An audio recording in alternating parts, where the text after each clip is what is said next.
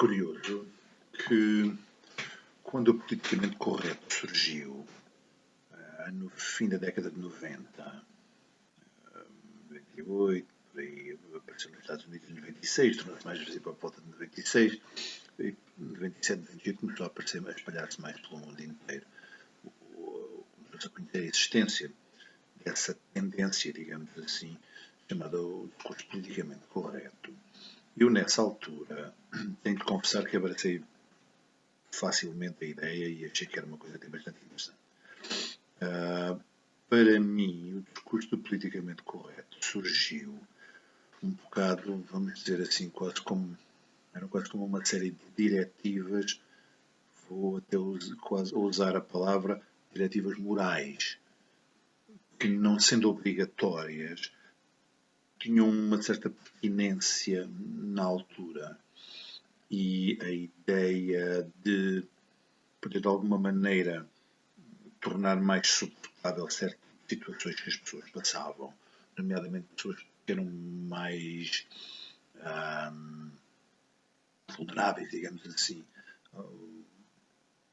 em termos de discurso, que eram apresentadas sempre de uma maneira muito mais quase violenta pela sociedade. O facto de poder diluir um bocadinho a agressividade ou ter um discurso um bocado menos cru, mais tratado em relação a essas pessoas. Confesso que não me desagradava nada. Achei, inclusive, que era possivelmente das primeiras vezes que eu me lembro em que eu via surgir uma reação da sociedade em relação a um determinado grupo. Seu problemas pela cor da pele, pelo sexo, pelas opções sexuais, pelo género, o que quer que fosse, permitia, de certa maneira, exercer uma certa compaixão, e isto sem entrar, que era para mim o melhor de tudo, sem entrar obrigatoriamente em termos que seriam mais religiosos, a compaixão como sendo uma exclusividade da religião, da igreja. Não, era uma coisa social. Está aqui um momento em que vamos mostrar que podemos ser bons uns para os outros e que podemos, até quando falamos, ajudar a ser um bocadinho, suportar um bocadinho mais da vida quando ela é desagradável. E isso, confesso que me agradou. Se há alguma coisa que eu tiro até hoje em dia e que me sobrou do politicamente correto, tem um bocado a ver com isso. Tentar muitas vezes, se calhar às vezes nem é completamente conseguido tirar muitas pessoas que me conhecem, mas a partir garanto-vos que se não fosse por causa disso, poderia ser muito pior.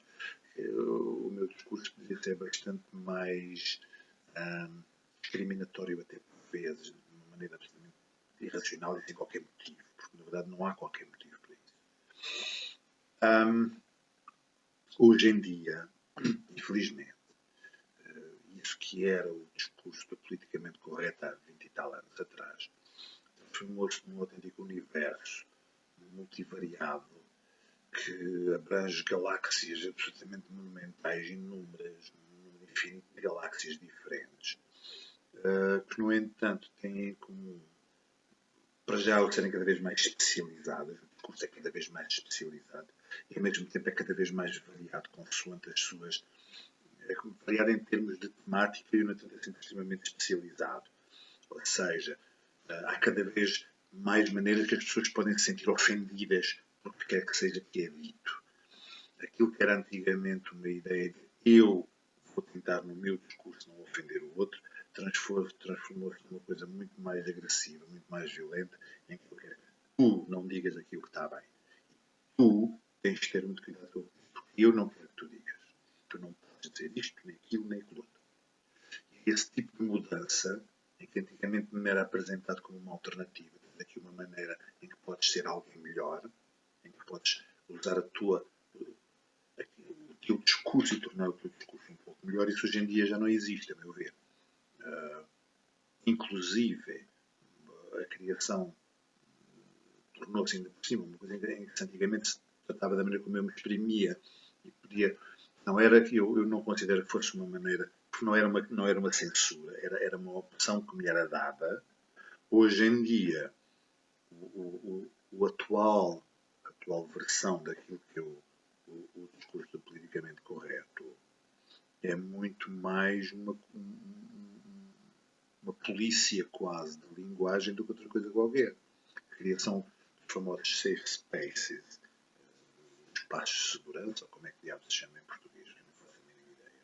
A criação dos safe spaces é o exemplo claro do que é, hoje em dia, a tendência perfeitamente fascisante, do discurso absolutamente fascista e fascisante, do politicamente correto atual. A ideia de que não podes dizer determinadas coisas porque há pessoas que se ofendem com aquilo que tu dizes. E ficam ofendidas e tu, obviamente, tens de calar porque não podes ofender as pessoas.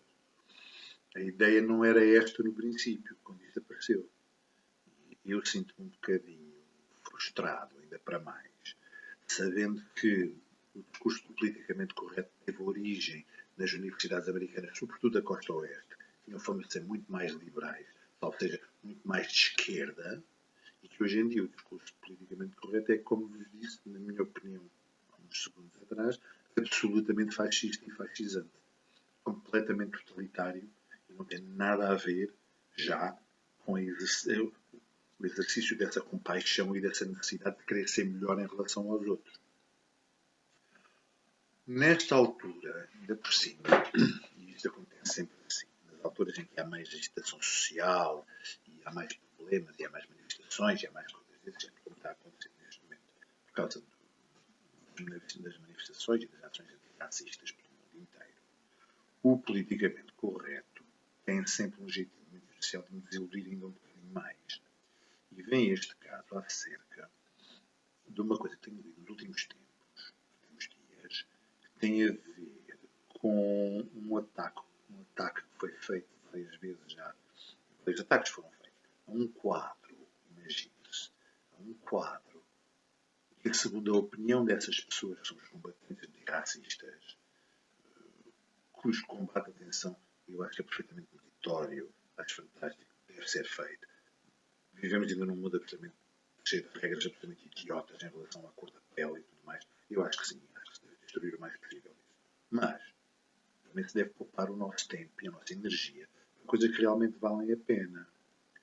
Quando alguém, de repente, vem, no contexto do que está a acontecer em relação ao racismo, nos diz que há um quadro que é absolutamente inaceitável em termos de política de igualdade racial, digamos assim, e que é um quadro que, na opinião dessas pessoas, deve ser absolutamente banido da história da arte, dos livros de arte, não deve aparecer em exposições, basicamente deve ser escondido, acabado, aniquilado. Eu fico um bocadinho preocupado ainda mais com isso, como eu dizia, só vim trazer um bocadinho mais de desconforto para mim em relação a esta coisa do discurso politicamente correto. Mais ainda, quando se trata de um quadro de 1863, pintado por Edouard Manet e que se chama Olímpia. É muito interessante que as pessoas considerem que aquele quadro não é, digamos assim, uma representação idealizada, interessante daquilo que elas consideram como sendo o ideal da realidade como ela deveria ser. O que é que esse quadro tem? Basicamente, aquilo que o choca. O quadro apresenta uma mulher deitada numa chaise longue, mas possivelmente até num divã, digamos assim. Essa mulher é branca, está nua. Sabemos pelas pistas que são dadas visualmente que é uma prostituta. Uma mulher que tem uma profissão que não é exatamente a coisa mais meritória do mundo. Okay? É branca, está nua, é uma prostituta, tem à volta do pescoço um fio, o que dá um certo ar ainda de dominada, ainda para mais. Uma mulher que é dominada, mas, no entanto, está a olhar com uma cara perfeitamente impávida e serena e quase desafiante para quem? Para o espectador, para quem está a ver o quadro.